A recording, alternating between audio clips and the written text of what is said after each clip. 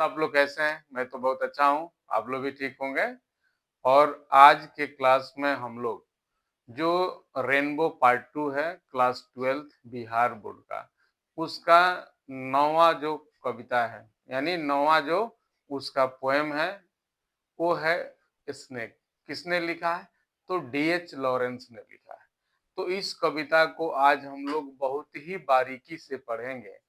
उसका एक्सप्लेनेशन मैं कर रहा हूँ, उसको ध्यान से सुनेंगे।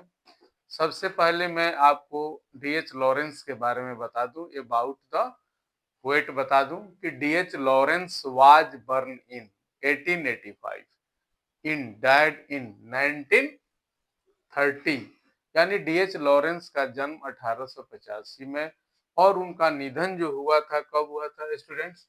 तो उनका निधन जो हुआ था वो 1930 में हुआ था, ठीक है ना। तो 1930 में ये स्वर्ग सिधार दिए, ठीक है। और इनके बारे में कहा जाता है कि he was one of the greatest novelist, poets, short story writers and essayist of 20th century. यानी क्या क्या थे इनके नाम से, कौन कौन सा क्रेडिट था? तो ये क्या थे? सबसे पहले हम लोग जान ले कि ये उन महान उपन्यासकारों में से एक थे, उन महान कवियों में से एक थे।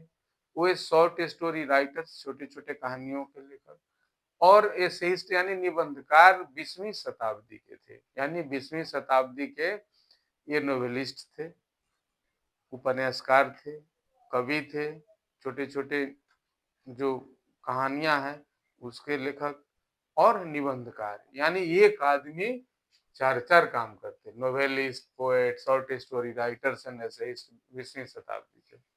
छात्र, अब मैं आता हूं कि इसकी समरी क्या है स्नेक का। तो जैसा कि हम लोग जान रहे हैं कि कवि किसका वर्णन करते हैं? D H Lawrence. तो डीएच लॉरेंस वर्णन करते हैं उस समर सीजन को, यानी ग्रीष्म ऋतु को। गर्मी का मौसम है, मौसम काफी गर्म है, दिन बहुत गर्म है। तो गर्मी में हम लोग जानते हैं कि प्यास लगती है ना, हम सभी को प्यास लगती है। तो कवि को भी प्यास लगी है ऊपर से, यानी कि फर्स्ट फ्लोर से वो अपने हाथ में घड़ा लेकर पानी का उतर रहे हैं, सीढ़ी से होकर नीचे उतर रहे हैं। तो जैसे ही वो उतर रहे हैं पानी लेने के लिए, तो उनकी नजर पड़ती है सांप पर। देख रहे हैं कि अरे एक सांप है, जो हौज है, हौज समझते हैं ना, उसको वाटर टैप भी हम लोग बोलते हैं, वाटर ट्राउ भी बोलते हैं। तो उस हौज के पास सांप अपने बिल से निकलकर जा रहा था पानी पीने के लिए, उसे भी प्यास लगी थी। तो अब डीएच लॉरेंस कवि साहब यह सोच रहे हैं कि मैं क्या करूं। तो वहां थम जाते हैं, कहते हैं कि चलिए उसे भी प्यास लगी है, वो भी इस लिविंग क्रिएचर है, एक पार्ट है लिविंग क्रिएचर्स का। तो बेचारा सोचते हैं कि छोड़ देते हैं, उसे पानी पी लेने देते हैं, ठीक है ना। वो पानी पी लिया। लेकिन ये दुनिया में हम जो शिक्षा पाए हैं इस जहां में, तो शिक्षा क्या पाए हैं कि सांप हमारा काल होता है, दे आर पॉइजनस, है ना। We should beat and kill the snake because snakes because they are our enemies, क्योंकि वे हमारे शत्रु हैं, वे हमारे काल हैं, इसीलिए हमें उसे मार देना चाहिए। तो एक डंडा उठा कर ये उसे चला देते हैं। लेकिन आप लोग जानते हैं कि सेल्फ डिफेंस में ये ऐसी हमारी मान्यताएं रही है कि सांप तब तक हमें नहीं काटता है जब तक उसको हम हार्म नहीं करें, वी ह्यूमन बीइंग हार्म उसको नहीं करे, तब तक वो नहीं काटता है। वो सेल्फ डिफेंस में काटता है, जैसे ही पैर से दब जाएगा काट देगा, ठीक है ना। अन्यथा आप डरते हैं 100 गुना, तो आपसे 1000 गुना डरता है, ठीक है ना। तो ये जो दुनिया में शिक्षा पाए रहते हैं, जो कही सुनी बातें जो रहती है कि नहीं सांप को देखते मार देना चाहिए, हमारा काल है, आखिर में ये उस विवश हो ही जाते हैं और डंडा चला देते हैं। वो बेचारा सांप किसी तरह अपनी जान बचा के फिर बिल में घुस जाता है, घुस कर अपनी जान बचा लेता है। फिर जब उनको बाद में एहसास होता है डीएस लॉरेंस को, मैंने गलती कर दिया, मुझे नहीं मरना चाहिए। वे तो अंडरवर्ल्ड के क्या है, किंग है, यानी कि वो पाताल लोक के राजा हैं, वो जीवन के राजा के उनको संज्ञा दिया जा रहा है, जिससे मुझे मिलना था। अब तो लग रहा है कि हम नहीं मिल पाएंगे, बहुत बड़ी त्रुटि हमसे हो गई। पूरी जिंदगी अपने आप को अफसोस करते हैं, अपने आप अपने किए गए पापों पर शर्म लज्जा होती, उनको लज्जित होते रहे, शर्माते रहे कि मैंने वो बहुत बड़ी पाप कर दी। उनको तो देवता का दर्जा दिया गया है, नाग देवता को, है ना। तो ऐसे हमें नहीं करना चाहिए। लेकिन ये दुनिया में ऐसे ऐसे ज्ञान है, ऐसे ऐसे लोगों के ऊपर रूढ़िवादिता हावी है कि बस उसी को लेकर चलते हैं, अपने मन से वो कुछ डिसीजन नहीं ले पाते हैं। What is wrong and what is right, we human being should consider what is wrong and what is right. We should adopt the right path and leave the wrong path, because we know we are the citizen of our country and we should know take the best and leave the rest. ठीक है ना। आइए छात्रों, मैं आपको line by line इस कविता का सारांश बता देता हूँ। As we know that D H Lawrence, है ना, D H Lawrence poem snake is a symbolic poem. ये क्या है? डीएच लॉरेंस के द्वारा यह रचित कविता स्नेक क्या है?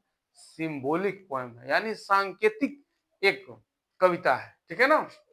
और in this poem the poet describes the summer season. इस कविता में जो डीएच लॉरेंस है वो ग्रीष्म ऋतु का वर्णन कर रहे हैं, यानी प्यास लगना, हॉट डे होना, वो तो मान लीजिए समर सीजन में और विंटर में तो नहीं होगा। तो जब होगा तो आपको समर सीजन में ही होगा, ठीक है ना। और आपको रेनी सीजन में हो सकता है, उसमें भी टेम्परेचर ज्यादा रहता है, ठीक है।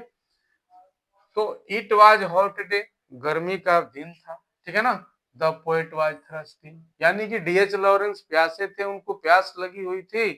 ही was coming down the steps with his pitcher to fetch water.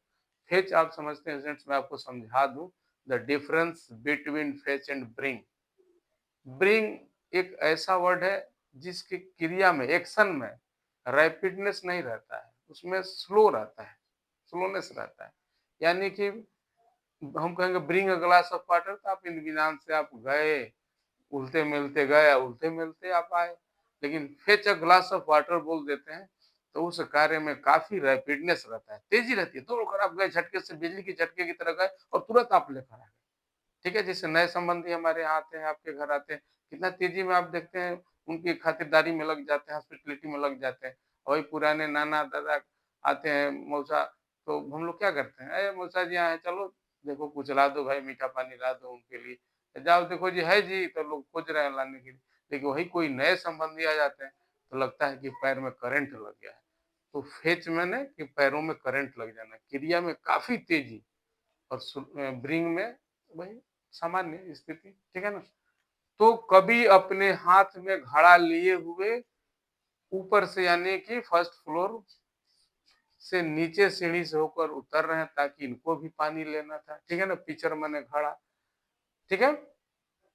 He saw a snake, उनकी दृष्टि एक सांप पर पड़ी, ठीक है ना। और which came to his water trough to quench या ड्रिंक वाटर, यानी कि वो हौज के पास वो भी सांप प्यासा था, उसे प्यास लगी थी, बेचारा आ रहा था अपनी प्यास को बुझाने के लिए, quench his thrust, quench it's thrust या ड्रिंक वाटर, पानी पीने के लिए आ रहा। The poet didn't disturb the snake, कवि समझदार थे, वो उसे डिस्टर्ब नहीं किए, उसे छेड़े नहीं, उसको हार्म नहीं पहुंचाना चाह रहे, छोड़ दिए, बोले पानी पी लेंगे। कोई भी आदमी प्यासा हो, खा रहा हो, शत्रु ही क्यों ना हो, तो उसको खाते पीते समय हमें थोड़ा भी डिस्टर्ब नहीं करना चाहिए। वो इंसान है, कोई भी क्रिएचर है, लिविंग क्रिएचर है, उसमें जीव है, उसके जीव हमारे जीव की तुलना बराबर है, ठीक है।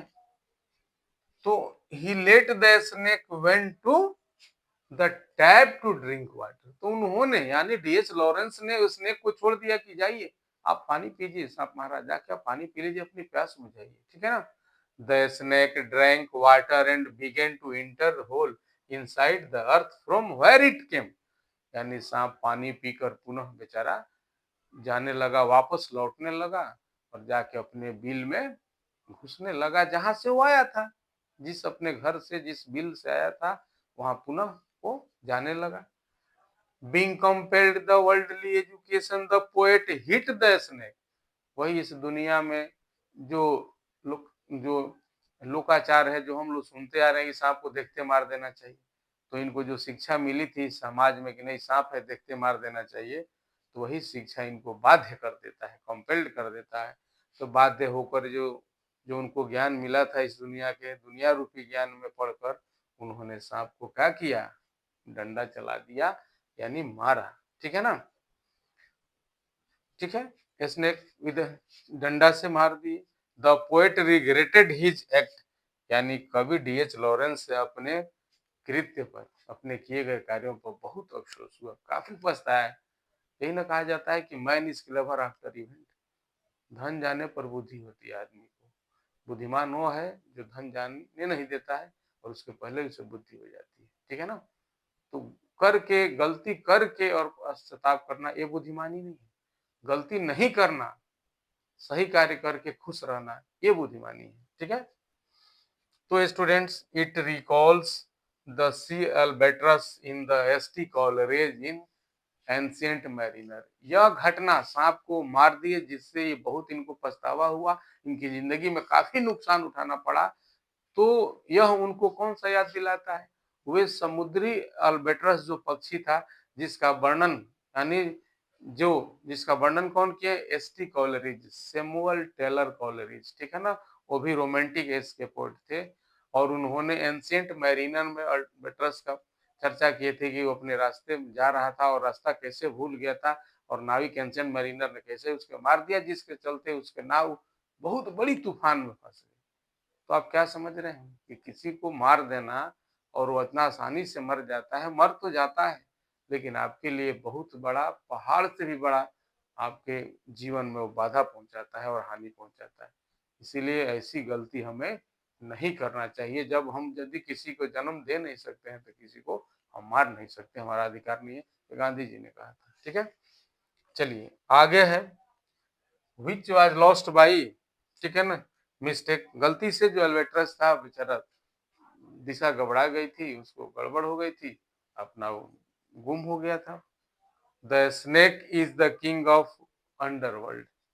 तो सांप को क्या कहा गया, पताल लोक का राजा की संज्ञा दी गई है। सांप को पताल लोक के राजा की संज्ञा दी गई है, ध्यान दीजिएगा यहाँ पर। All these lines are highly remarkable. ये जितने पंक्ति का इसमें प्रयोग हुआ है वो काफी ऊंची सोच वाली है, बहुत ध्यान देने वाली बात है। और लास्ट में डीएच लॉरेंस कह रहे हैं कि ये स्नेक इज क्या है, a snake was the king of life. ये स्नेक को किसको राजा कहा गया है, जीवन का राजा कहा गया है। ठीक है ना, जीवन का राजा माने किंग ऑफ लाइफ की संज्ञा दी गई है स्नेक को। इसीलिए स्टूडेंट्स, आप मेरी बात को गांठ मान लेंगे, ध्यान से सुनेंगे कि कभी भी इस तरह के लिविंग क्रिएचर्स को जो हमारे इन्वायरमेंट में है उसको नहीं हार्म करना है, नहीं नुकसान पहुंचाना है। ठीक है ना, आप इसे याद रखेंगे। मुझे लगा कि प्रत्येक पंक्ति आपको समझ में आया होगा। बहुत ही सरल ये कविता है, क्योंकि आम जीवन से जुड़ी कविता है, आप इसे समझे होंगे, और इसी से ऑब्जेक्टिव, शॉर्ट, लॉन्ग क्वेश्चन आप सब बना सकते हैं। इस कविता में मैं उन सारी बातों को समाहित कर दिया है। ठीक है ना, गागर में सागर की तरह आपको बता दिएगा सारांश में। इसीलिए आप इसे समझे होंगे, और बार बार इस में समरी को आप सुनिए ध्यान से, और कुछ नोटेबल पॉइंट से, कुछ कीवर्ड से उसको नोट कर लीजिए, और आप अपनी परीक्षा में खुशी खुशी जाकर लिख कर और खुश होकर आइए और अच्छा सा अंक आप लाइए। ये मेरी शुभकामना आपसे।